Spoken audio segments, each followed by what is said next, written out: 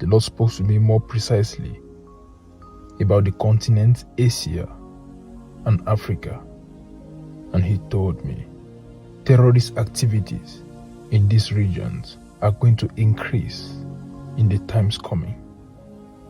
He spoke to me about Asia, and He said even some terrorist groups that have been dormant for some time shall regain their activities as before, and even worse than they did before.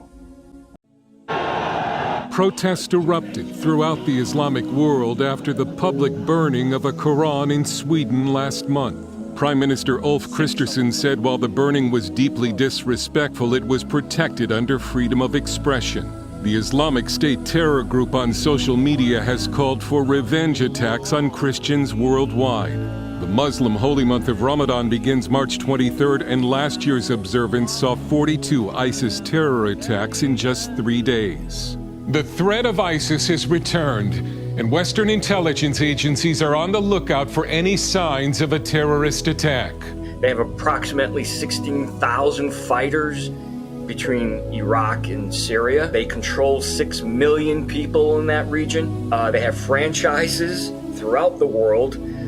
We're talking probably around 25 franchises throughout Africa and Europe and here in America. A recent United Nations report also shows the ISIS threat increasing. Terrorism expert Sargis Sengeri says while the U.S. had to defeat ISIS on the battlefield, that alone wasn't enough to stop the movement. You have to kill folks on the battlefield to take ground. You have to do that, but I don't think we ever fought against the ideology that really resonates between the 6 inches of people's foreheads.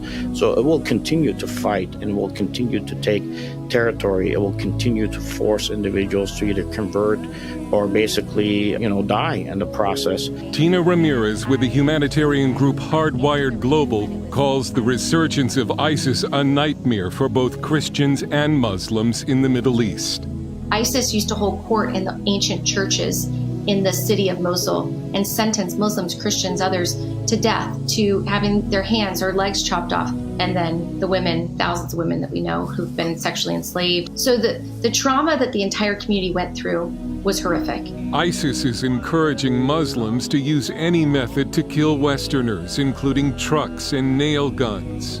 Karen believes the U.S. could be very vulnerable to a major terrorist attack. On the southern border, the northern border is wide open. We know that there's over 55 million shipping containers that come into America. Less than 2% are examined. We need to take the gloves off and understand that this threat's not going away. It's only increased in the last few years. The idea that they don't want to attack us again like a 9/11, but even bigger, is foolish. They want to destroy Americans.